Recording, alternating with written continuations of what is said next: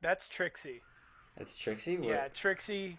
There's a funny story with Trixie that when I was on a drumline trip, we were told by the band director no pillows or sleeping bags or anything on the bus because it Okay. was not allowed.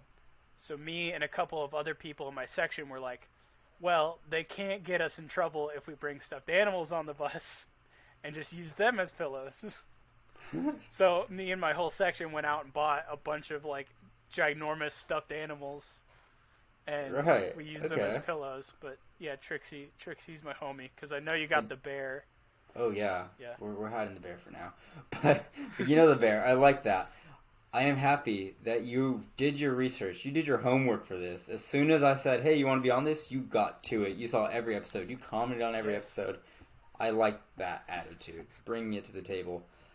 Well, but I do want to ask: did you get in trouble after all? They Oh saw the stuffed yeah, animals. like the first time we showed up with them, and my band director's like, "Go put that in your locker." Like Uh, you're not allowed to take that, and everybody was like, "Oh." because that would have been a pretty solid prank. You could have had an honorary band member, and that would have been the prank. But Oh man, I that still was thought my that counts. that was my whole thing in drumline is I would bring a bunch of random like little trinkets onto my cart and hide them during competitions. So I had like a Bakugan magnetically up underneath my cart. Like I had a whole bunch of other stuff. I had a rock covered in Flex Seal, which I still have. Well, why? What does that do? It it's just a waterproof rock now. Anyways, I have a question to start off with that really perplexed me for no reason. But here's a question I was going to ask you.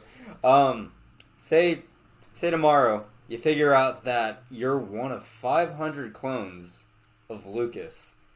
Would you, or I'm not even going to give you options. What would you do about that as soon as you find out? I have to find the others and make a band.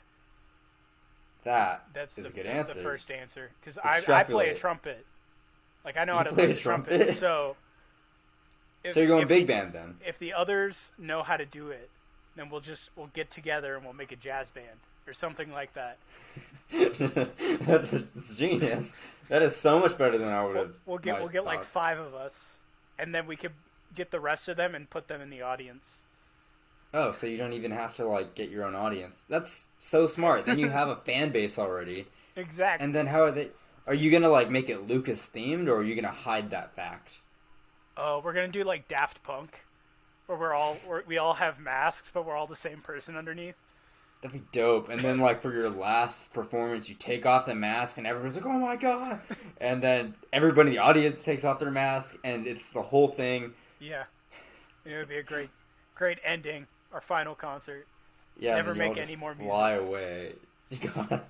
That's perfect. I don't even know because my thought would be I would want to the Josh fight. I would do that. Every David show up here now. We're not having any of this. One David to rule them all. But I like how you got collaborative with that. I would never go down that angle. I think I would start taking to the territories of who's the real one. Would you even want to find out who's a real Lucas I don't in think this so. time? No. I think that is a mystery best left unsolved. Yeah, I mean, if you're all in one big band, the real Lucas was the friends you made along the way. If Exactly. you ask me. But I don't. Yeah, no, I would take it the whole opposite direction. I would be fighting teeth and nail, or tooth and nail, same thing. I would be fighting to the death, and the winner would be the most David, I think. Because if we all had that thought, one of them had the best thought, or not at all. But what I if don't know. What if, please? what if at the fight all of the none of the clones, all the clones that show up are clones. Like none of them are the original David. And then once you're done fighting off all the clones, you have to fight the original. I See if find you out at measure that up. moment I was never the original. Exactly. Oh God, no!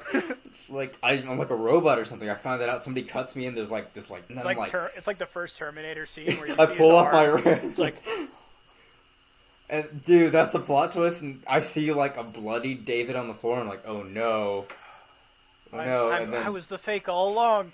And just, you animals! And then I fall on my knees, I say that, and he crawls over to me as he's dying, and he's like, take the podcast. It's yours now. Drops the teddy bear in my lap, and I stare at him as I know my fate. Yeah, or maybe we settle our differences in that moment, and we form a band. But because we're all the same clone, we only know how to play guitar. Like, we have no other talents. And I don't know. I kind of hate it.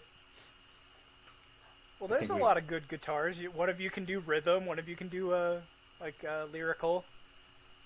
Actually, I mean, 500 guitars can't be wrong. We could have a lot going on here. Yeah. Have you seen those big, those like stadiums filled with people that are just all playing one song? Is that a thing? Yeah, it's like a mean? world record thing where there's like 500 people playing like a Foo Fighters song or like Thunderstruck or something on Does YouTube. it sound better or worse? Some people are adding their own stuff. No. And it's yeah, like... So, somebody's going to be like the smartass that's like, oh, but here's my solo, and... Yeah, if you zoom out, if you take like a drone aerial footage of it, it sounds beautiful. If you get like right next to somebody, everybody's off. Oh, just like people. Yeah. The closer you get, the worse, the more you find. The worse you find, I don't know. The more is revealed. The more is revealed. I need to work on my idioms. As coming episodes go, I really need a book of that. Or like a thesaurus. Have you heard that age-old joke where it's like, I have a thesaurus, but it's really bad? Not only is it bad, but it's bad. I haven't heard that's that where one, I'm at but right now. That's good. But yeah, not only is it good, but it's good. But yeah, that's like my one joke I have. That and like, what's the difference between a hippo and a zippo? One, excuse me. One's very heavy and one's a little lighter. Oh, that one's not as good. But if I'm ever asked that like on the spot, I just spit that out and then boom. That's hard for me. Yeah? Like, do you have a joke? Jokes on the spot. Like nobody has one on the spot. You can't never ask for on those. the spot. That's like, the issue. If you ask somebody their favorite like band on the spot, they're never gonna know. Even if they know, they don't know. Oh, I know. You know? Yeah. Is it by chance My Chemical Romance? Yeah. How'd you know? Because we're gonna get into that. We are. That's it. Yeah, let's get into it. Welcome to the episode. Episode 6 now, which is one more than I would have thought.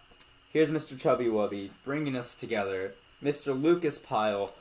It's glad to have you on the show. I'm glad to have you on the show is what I meant to say. It's a pleasure to be here. Thank you, thank you. You know, I didn't know your name until I asked for your email, or your last name at least. Which is great, because I think you were like the last friend I made when I was like, I need to make a podcast with all my friends. Yeah, it was weird because we just like, for the longest time, I know you probably are going to ask this at some point, like what first impressions, but... Hey, let's get into it. Let's start. So, first impressions, like I walked into the transitions Bible study thing, and I was like I was just checking everybody out, so I didn't really notice you. First night, I was too worried about myself because I was like, am I weird? Like, am I being weird right now? Were you being And then weird? later, I'm like, oh, he's the funny one. I need to laugh at his jokes. Finally, someone acknowledges it. We can have the podcast. This has been the Many Friends. Yeah, no. Do you remember our first conversation? Not the first one. Or like the first thing that you're like, that's funny. Let's, for the fans watching. Oh, man. I can't remember. I just remember you saying like it was a serious topic we were going over in the Bible study, and then you just crack a joke and everybody like the entire room laughs. And I was like, huh. And, yeah, you've seen this podcast. That really makes my day, because the amount of times I have to explain all the bits to everybody, it's just like, well, if you saw episode any of them, you would know. But you have. I'm really impressed. And we'll go to that next fateful question that I must ask you. When did we become friends? What was the definitive moment? Bonding over Anton Chigurh. Anton Chigurh. I could bond with anybody over the coolest bad guy in the entire film industry. Do you Let's talk about Anton Chigurh. Actually, So, I want to get to that, but I do have a section where I wanted to talk about movies. So I'll do my story, and then we'll go from yours and to segue into movie talk, if you okay, don't mind, sir. that's completely fine. Okay. So I said we're gonna talk about it, and there's no way we couldn't talk about the time we talked about MCR. Hmm. That was like one of our last conversations. It was one of the last ones, but I think it was like such a significant talk that I've had with someone that like maybe we were friends before, but like that was like if anybody had that talk with me, they'd be friends with me. Like anybody that talks this deeply about MCR is a friend of mine, a many friend of mine. It was like we were okay. acquaintance before then, and then it was like, oh, That this was it, guy, yeah. this guy. Like there is value, sir. Like I see you now. But Exactly. how did it start? I think just one of your first days you had an MCR shirt. Yeah. It was what was it? The one with the spider. Danger Days. Danger Day shirt. That's what it was. And I just like I recognized that and it was kind of the end of it.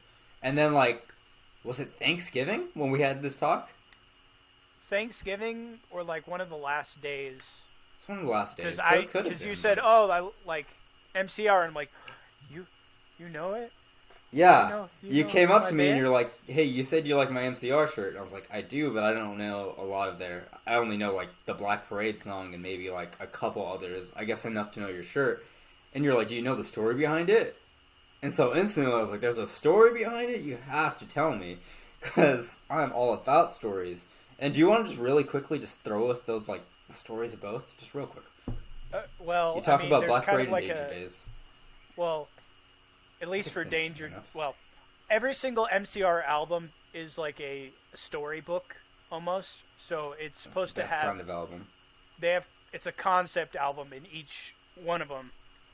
The first one was kind of angsty and it was kind of like vampire. Like I haven't gotten the beat on that one yet. It's either you're in love with somebody who is a vampire, or you're a vampire in love with somebody who isn't.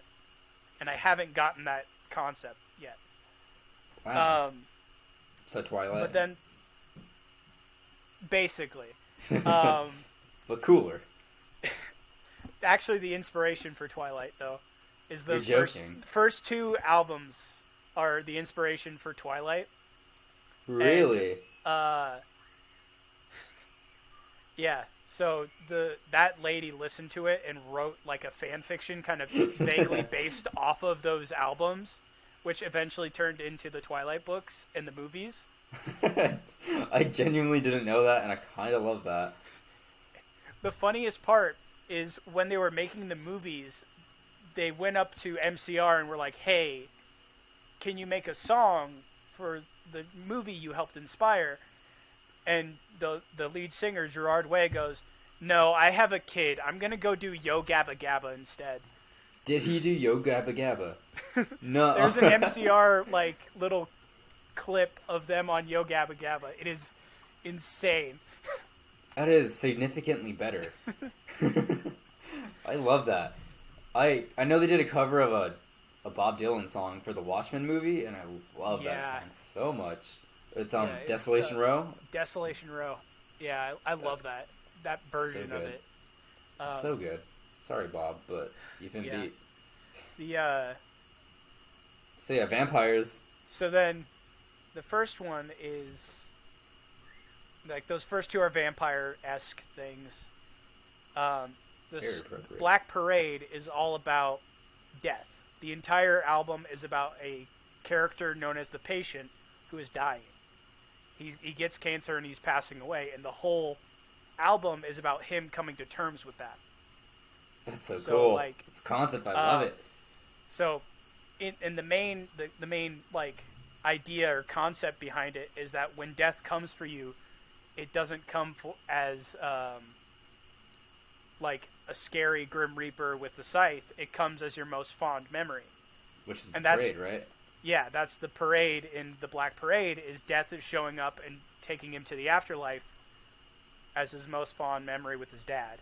That's so creative. I love that. It's a very interesting like little niche to explore. Yeah.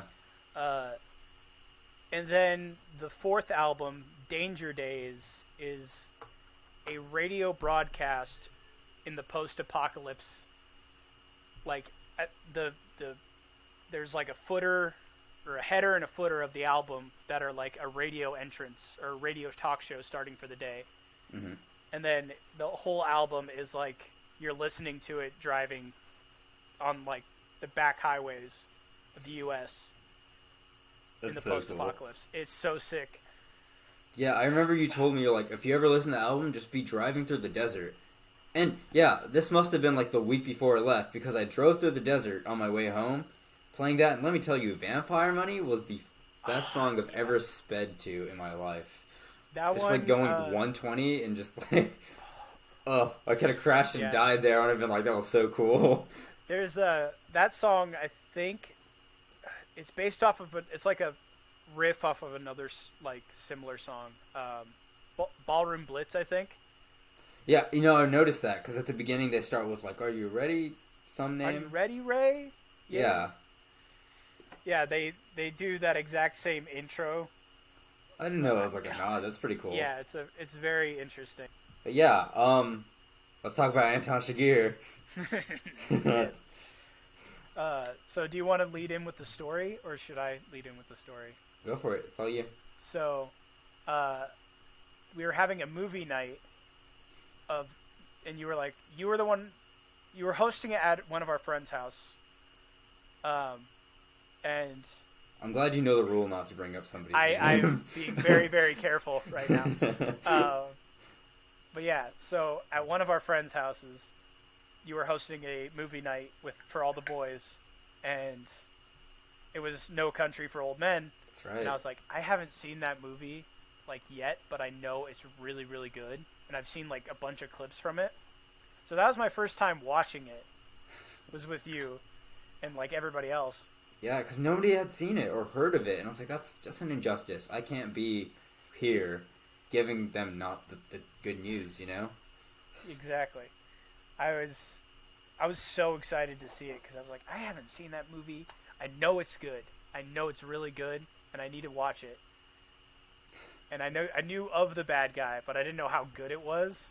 Oh my god, so, man. So like, the entire time I was watching it, I was like, and I was looking around, and everybody else's faces were like, kind of like, what's going on? And I'm like, this is brilliant. No, is nobody else seeing this? Nobody else. And you were the other person. I was like, nobody gets this. Like, yeah, this is awful. Brilliant. So sad. That broke my heart. Everybody was like, well, this is boring. I was like, what? It's what? This is like the creepiest thing. I had an Apple Watch on at the time, and I can't remember what scene. It was when he's first introduced, and he's eating peanuts, and he's like doing the coin flip thing. And my Apple Watch is like, your heart rate is going up normally fast. Are you okay? That scene is so like, okay.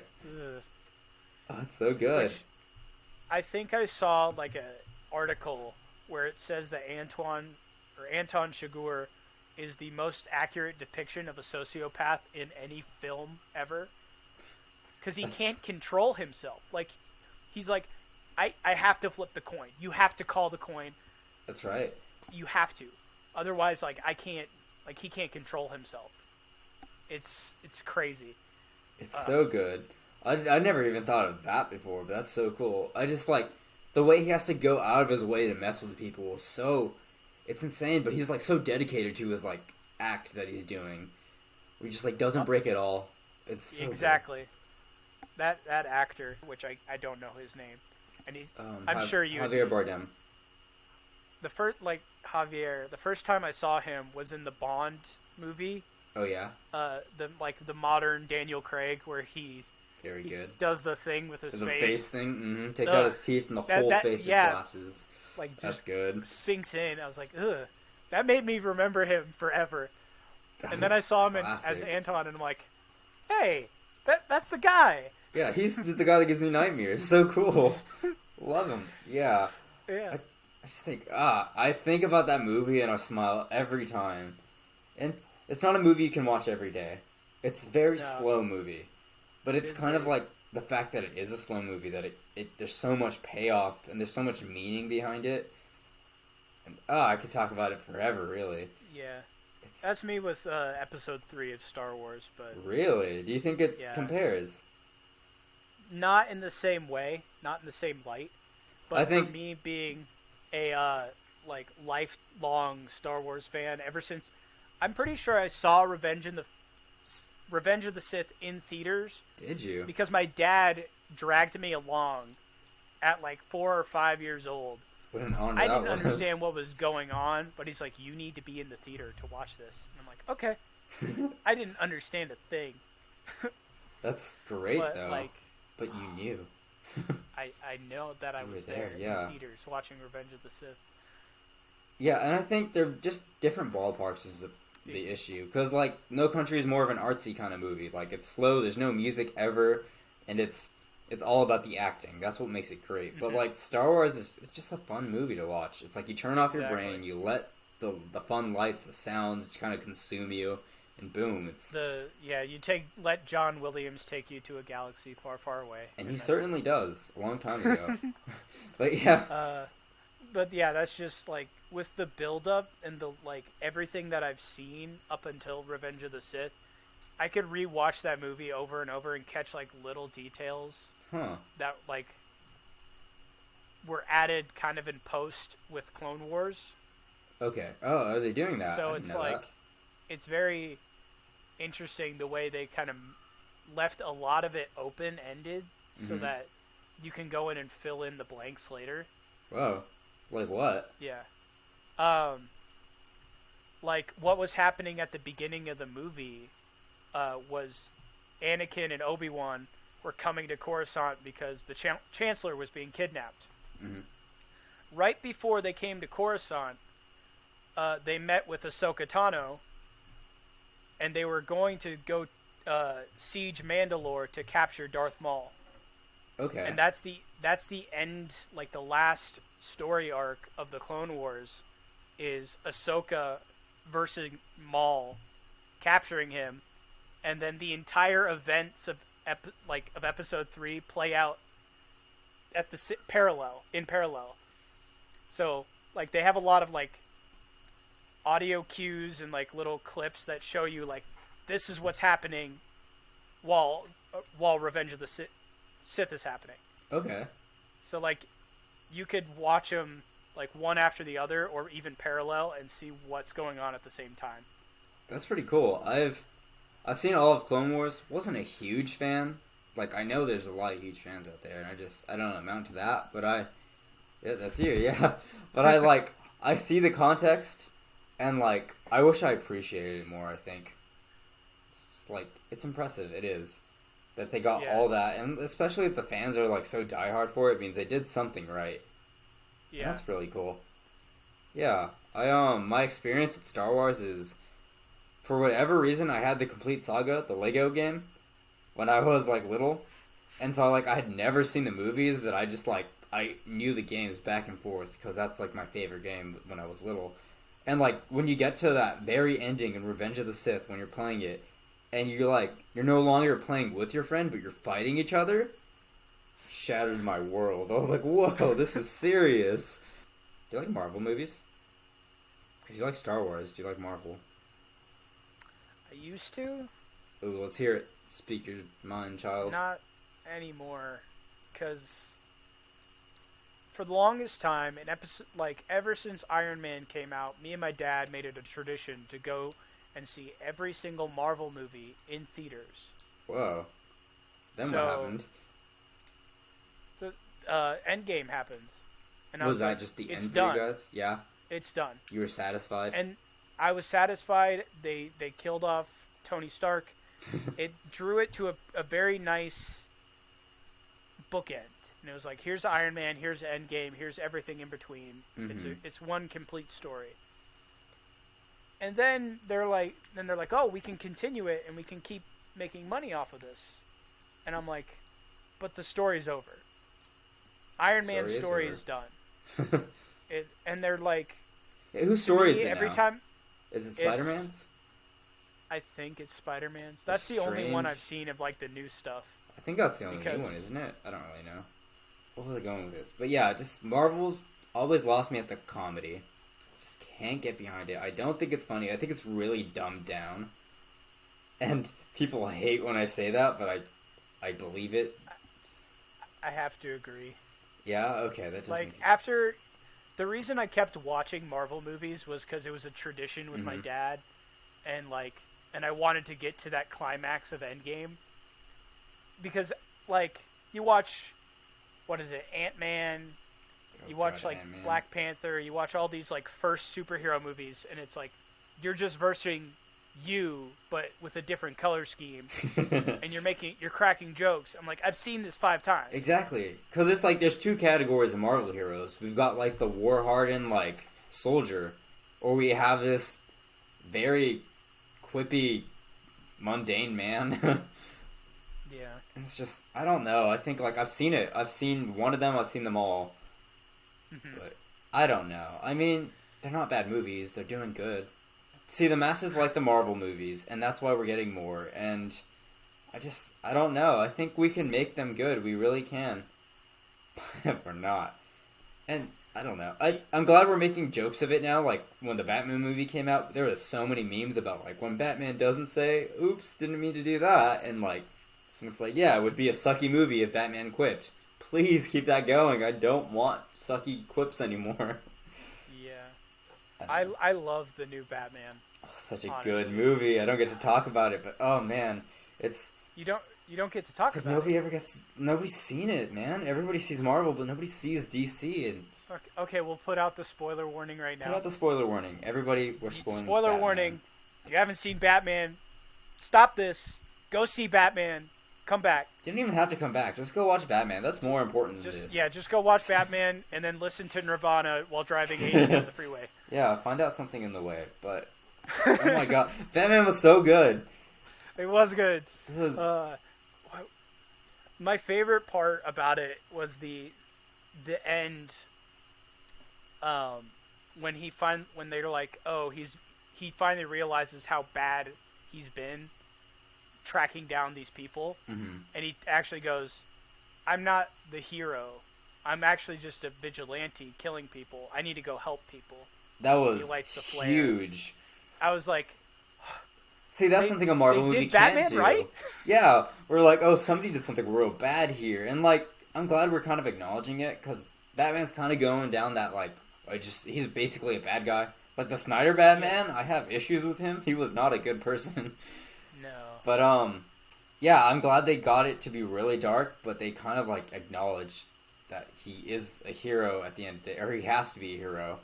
Yeah. And it's cool how they pulled it off. Like people were scared of him for a quick sec, and then he did. I don't know. He came back in a really good way.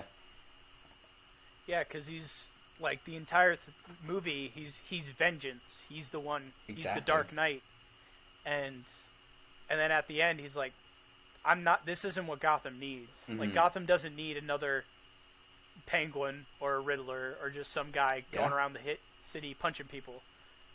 He's like, I need to actually be the hero that I need to be in order to be the good guy. You know, I really love the opening. That felt like if you ever read a Batman comic, they all kind of start with like his monologue, and it was so cool just to see like they give us the impact first because they know like, hey, Pattinson's gonna be a different Batman. We're gonna start pointing it out when we see him. So if we show you all his Batmanness before we show you his Pattinsonness, then it's like we go in with that new bias, and I thought that was really clever. And it was I don't know. What do you got? I love I especially liked like that entire monologue where he's driving through the city and showing just how like setting the tone of the movie that it's not going to be like another upbeat movie. He's driving through slums and stuff. Mm-hmm. And then in the monologue he talks about how he can't really he doesn't know what he's doing when he's Batman sometimes. Like he forgets parts of the night. So, And I'm like that's so it's like true. he can't help it. Like I think as soon So- as when he says they see me in the shadows, even when I'm not there, and he's not. Oh man, I knew that I was gonna love this movie. And I did. I did want to say what you said about vengeance. I thought that was cool because I walked into it like I'm sure a lot of other people walked into it thinking like that's so cool. He's vengeance and he's gonna be vengeance, and they kind of like twisted the plot on us, and they're like that's a bad thing, and I didn't see that coming. And yeah, it had me rooting for like his redemption, I guess.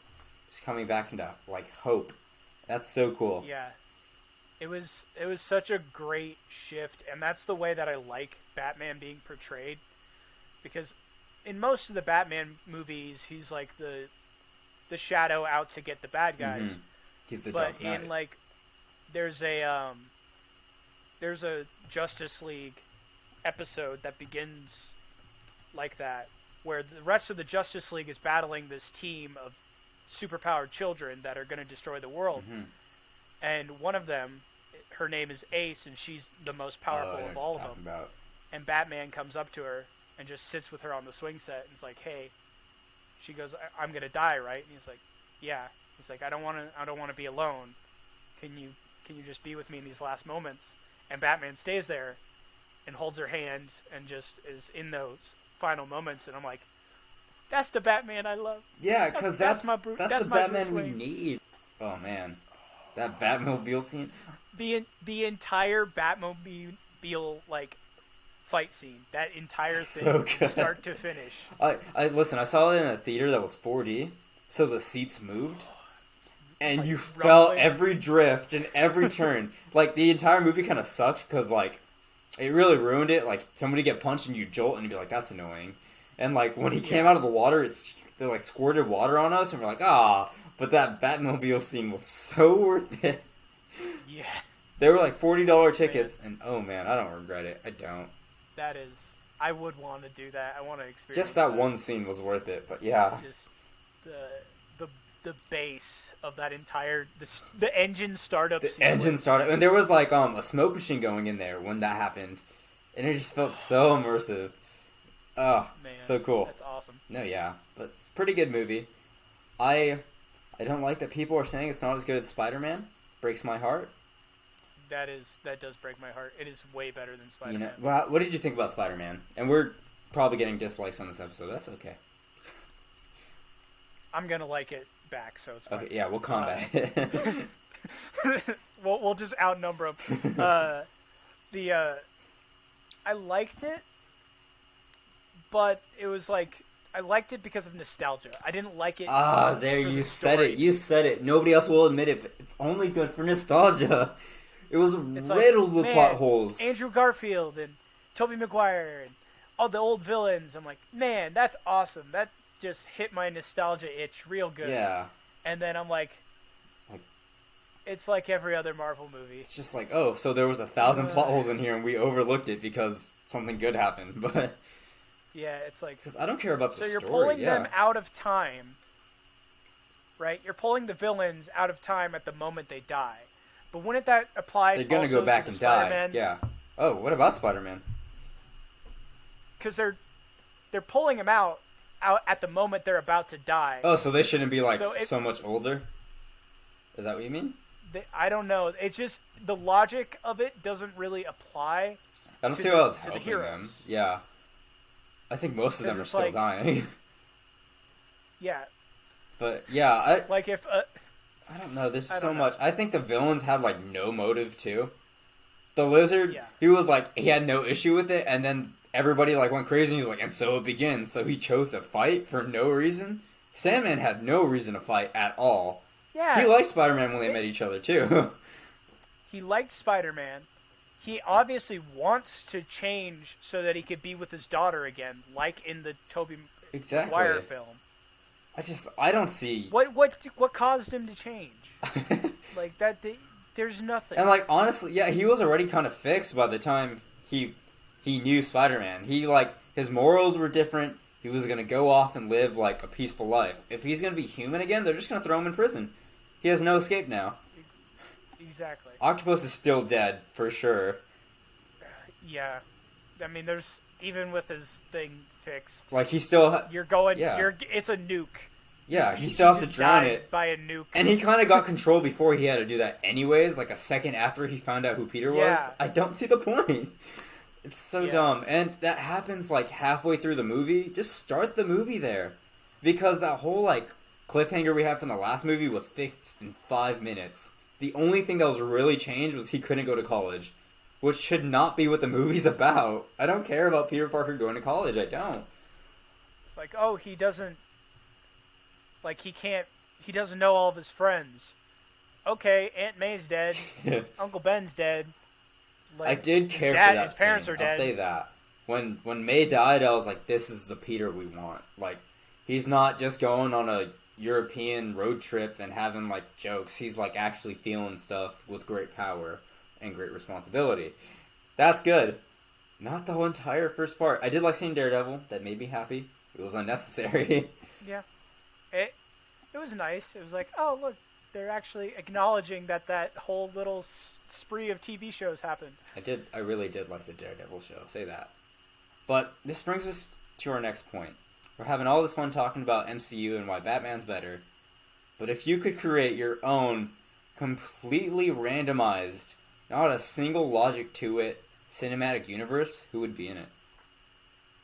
I think about this a lot. Like cinematic universe, like just heroes? No, just anybody. Just like you're compiling a team, I'll say 10 people.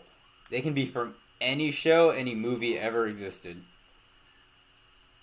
I've never had a good answer for this, and I've thought about this for years. Oh boy, this is the issue is like, do I want to go for my favorite characters, or do I want to go the most powerful, so that I like? That's the thing. I think we need a good bad guy. Who would you pair them against? Just choose any bad guy ever. It can't be. I don't think Anton, because like he could. People Anton, can kill if Anton. you just get a superhero, Anton's gone. Yeah. It's like, oh no, I have my silenced like cow prod thing. He's like, okay, lightsaber, and you're dead. Yeah, I don't think he can get Luke to like flip a coin in time, and he's not winning against Vader. Oh, man, 10. Let's narrow it down to 5 because okay. I think 10's Sure. too many. Like, what if we had Mr. Rogers there with like the Captain Crunch guy? Like, I don't know. The sky's the limit, really. Well, yeah. So I don't know if you've watched Umbrella Academy. I haven't. But I thought it was just too all over the place for me. The comics, I got the comics Is it good? off to my right here. Yeah. You want to know who they're written by? Who they're written by? Gerard Way, the lead singer for MCR. You're joking. I'm gonna go out and buy those comics immediately after this. That's impressive. I got the box set. That explains a lot, actually. I'm gonna buy those. Yeah. Oh, does it say his name? Yeah, Gerard Way. That's dope. There. Good for him. Yeah. After the band broke up, he went to Dark Horse and started like writing for them. Of course, Dark Horse. And then Umbrella Academy's his own like little creation of it. It makes so much sense. Does he do like a soundtrack for the show? Because that would also be great. No. I wish. I think I would have noticed. But no. I don't know. I saw it and I thought it was too much like Watchmen. Just the first episode at least. He's heavily inspired by Watchmen. I'd say heavenly as well. That's like his favorite comic. I love Watchmen. Did you read the prequel comics? The prequel? No, I haven't read the Before prequels. Watchmen is worth reading. It's I only read the Minutemen ones, but those are good. Or like the sequel comics they made too, the Doomsday Clock, where they merge with the what's it called, the DC superheroes. Oh yeah, they did do that. I followed that. I went every month to the comic book store just to pick those up, and it was like sophomore year of college. That's actually kind of interesting because they, in the most recent, like, the Batman Who Laughs. Mm-hmm. I don't know if you've seen that. I've heard of it. He you'll get a lot of flack for saying it's not as great as you think it is, or as other people think it is, but probably isn't. It's basically Batman becoming Joker, and then becoming so powerful that he's taking over the multiverse of DC. Oh, and then we see Dr. Manhattan, of course. That has to be. Don't spoil it. I want to read it now. Okay, I won't spoil it, but I'm interested. It makes a appearance. That's cool. Like that storyline makes an appearance for like 1 or 2 panels. That's still cool. Yeah, and it's the Doomsday Clock comic. There's one like full like issue where it's how Dr. Manhattan is the reason we have so many timelines, and I thought that like blew my mind. It works so well, and you got to get into that. You got to read that one. He also fights like everybody at once from the DC universe, and that was a fun page to look at. Well, how are you even gonna fight him? That's the thing, and they don't know that. They can't. They all like rush at him, and he's just he's Dr. Manhattan, so he's just like, It's like, kryptonite, you're gone. I'm sorry. You'll have to see it. It's really cool. I have to say that Superman sucks. I think they tried to make him good. They always do. Man of Steel had potential, but they can't pull it off. He's just... It's very difficult to do a Superman right. And I think Matt Reeves, with the writing he did for Batman, has a chance. I would watch it, at least. Like a grittier... Because that's the thing, is Batman looks dark, beats up the people, and is truly, in his heart, he cares about other people. But it's also on a smaller Superman, grade, I think. It's, like, palpable. Yeah. But Superman... Uh-huh. And then Superman's like, I'm the hero, I'm the justice, but he's like, I could kill everybody in this room if I wanted to. That's why, like, the Injustice series works out so well. Yeah. Well, it did, and then they made a sequel. Or even, like, the Boys, or, like, oh, yeah? Invincible. Like, That's good. It shows, like, if Superman decided to just go, you know what, I'm done. Yeah. And kill, like, everybody. And that's something we can't do with the main line of DC movies. Yeah. And it's kind of... It ruins the character, and I feel for that guy, because, like, he's doing his best. But I don't know. I don't think we can make a good Superman. I think we just have to drop it and throw somebody else at the forefront. I don't know who. Not the Flash. I don't even know. Like, Cyborg? Maybe? I don't know. Did you watch the Justice League movie? Either of them, he's not good in. He's not good in it because I don't feel like they did his character justice. I think so too. And his actor and the CGI is just... I think they could have done good, but they didn't. The original Teen Titans probably did it best. Because there's a whole episode where he gets turned back into a human. Oh. Yeah. Are you talking about the cartoon? Because... Oh, yeah. It's a good cartoon. There's an episode where he gets turned back into a human. And, like, Starfire goes... Oh, look, I can't, like, why are you like this? I want you to be like you were originally. And he's like, this is the real me. This was me. And it's a depression of being man and machine. There is a lot to think about. There's a lot of philosophical stuff you can dive into. But in the Justice League, there's a lot of potential. Yeah, there's potential, I'd say. With the newer Schneider stuff, I'm just like, I'll watch it on the fringes, but I'm not, like, rooting for it because I'm like, it's going down, and they're trying so hard to save it. Yeah, it's like it already has a DNR on it. Like, just leave it. Just let it die. Just leave it. Let it Honestly, fester and stop bringing rot back away. Leto. Stop putting him in movies. Jared Leto is awful. Morbius. Morbius. I don't know if you've seen that, but I've heard it's. I've been seeing a lot of the memes where they're like pretending bad. It's really funny or it's really good. And I don't know. I'm not gonna watch it. I don't know what it would take. I saw Venom and I was like, wow, I'm never gonna watch another like super villain movie. But people like Venom a lot, so I don't know. It's just not my taste. I'll have to just give them that one. I can't say I'm right about this one. I probably am, but I can't say it. But yeah. Yeah. We've sidetracked it from that question about cinematic universe, but I think we've got better content at this point. I don't think it even matters. Well, anyway, people from Umbrella Academy like number 1 and 2. And then like maybe some people from Ruby and maybe just the lead singer of MCR, just to throw it in there. Yeah, just Gerard Way. He's just there for whatever reason. I agree. I'd watch it. I would. I don't even know what it'd be about. They could be fighting Mojo Jojo from the Powerpuff Girls, and I'd be like, alright. They are. They are. It's canon. It's happened. They're fighting Mojo Jojo. Let's move on. We've talked a lot of nerdy stuff. I'm going to put that in the disclaimer. We're going to lose people. But that's okay, because I'm having fun. That's what really matters at the end of this. If you could choose how you're going to die, how would you choose?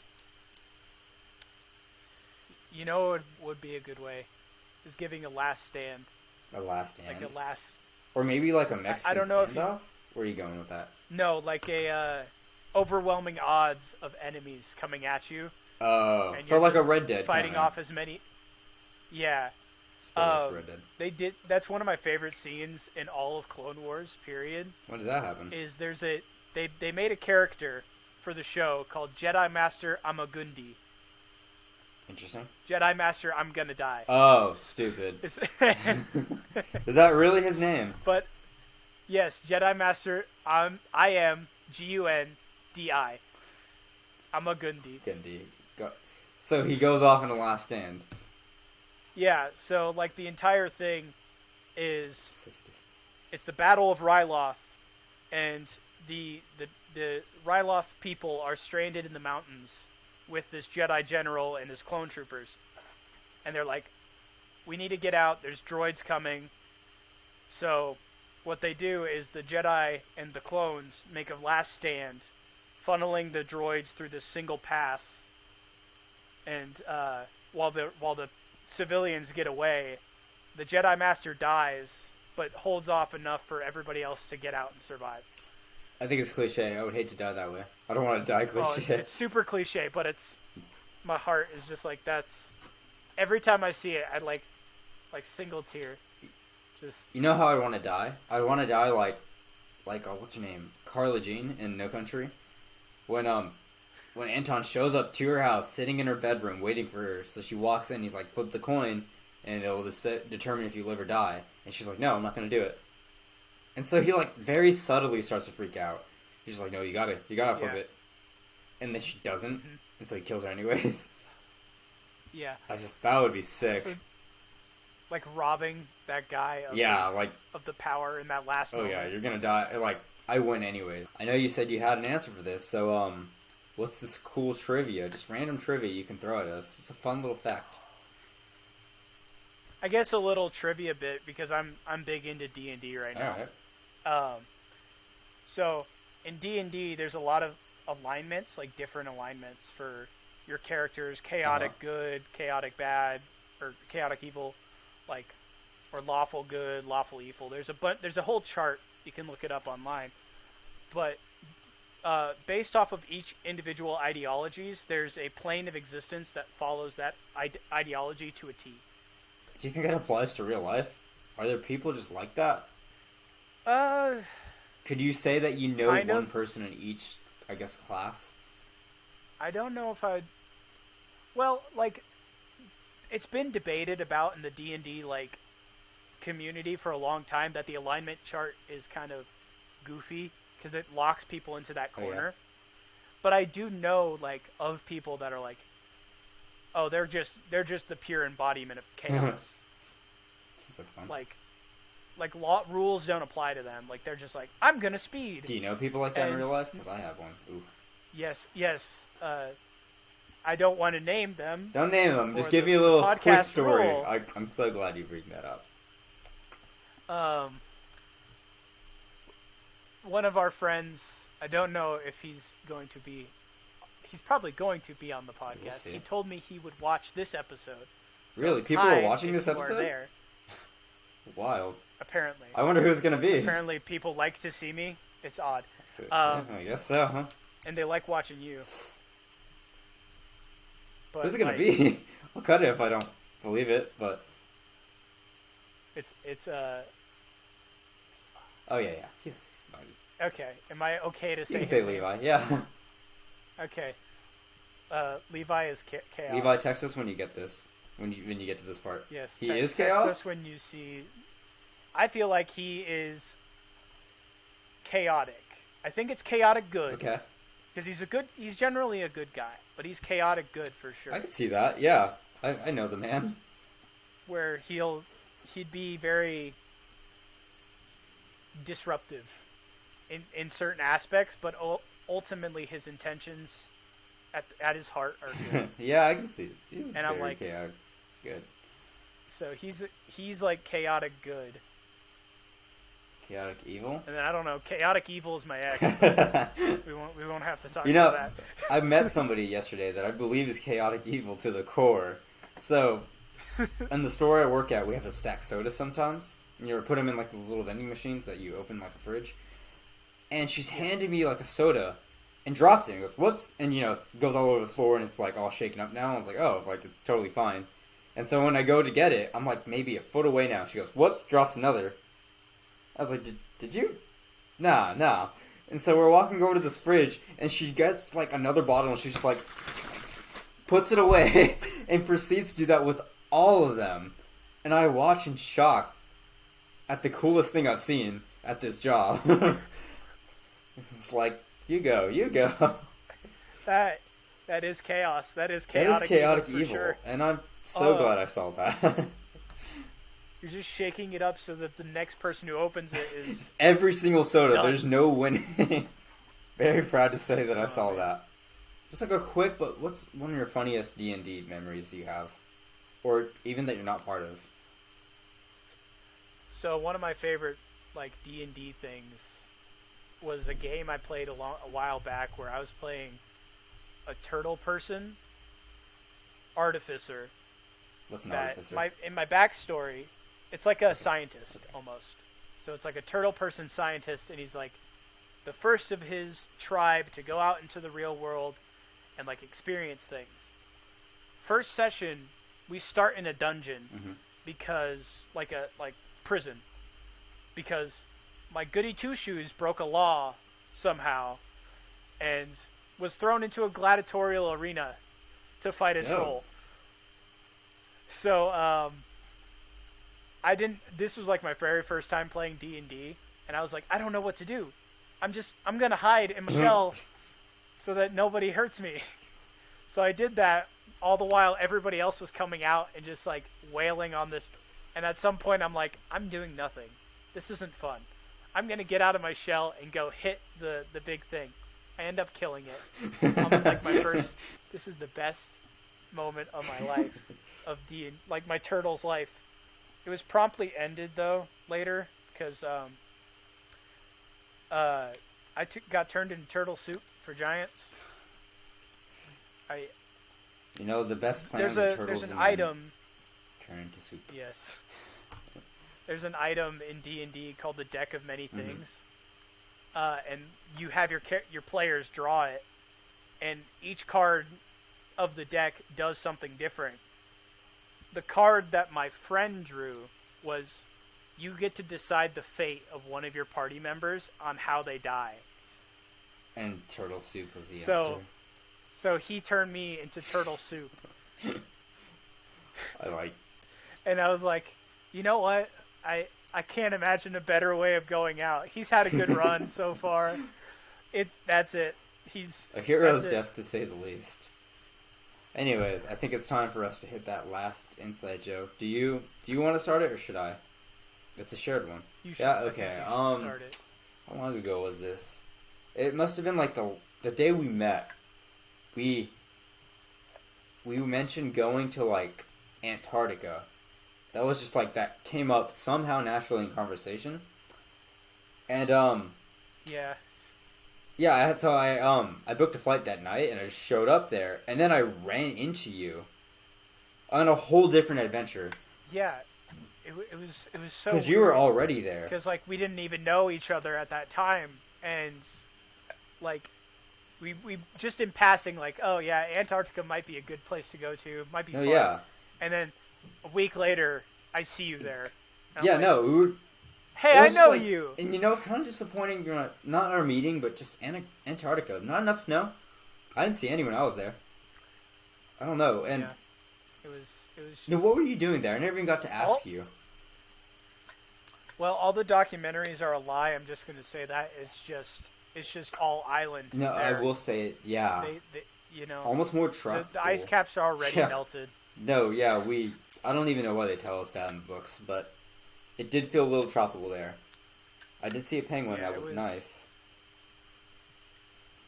That's weird, because on my side, or on my trip, we didn't see a whole penguin at all. No, they're everywhere. Saw a lot of like tropical birds, but never a penguin. They trained them so they they're in the resorts mainly, and it's really cool because like they're not. I don't think they will get to the point where they can serve you drinks, but they do walk past you and they're very friendly. You're not allowed to feed them. That is kind of but like. Well, of course. I don't know. I thought it was kind of cool though. But yeah, we did run into each other outside of the resort, on that like whole like canoe thing, Yes. and that was cool. But It was very interesting, yeah. especially only after meeting for the first time. That we just it was such a wild adventure and kind of a wild coincidence that I didn't think would ever happen. Yeah, no. Had I known you, because we didn't even have the MCR talk yet. We were just like, it was just like, oh hey, like I know that guy, but It was still acquaintances. it was acquaintances. Or you're just kinda like, weird, but like, oh, I recognize you. Yeah. no, but that, yeah, it was pretty cool. I don't know. Is there any other like stories you want to share there? I kind of like. Well, I mean, you did mention that we were both going separately. I don't know what you were going for. Probably the resort. Yeah, thing, it was just but, vacation. That was actually part of my work. Oh yeah. Is they wanted me to go out and install an elevator to go down to the center of the earth. Oh yeah, you do work in an. You know what I do Yeah. remember? The first time we met, you said you worked at an elevator factory, and I was like, oh, how's that like? And you said it has its ups and downs. And I was like, did you say that as a joke? While I'm laughing, you were like, no.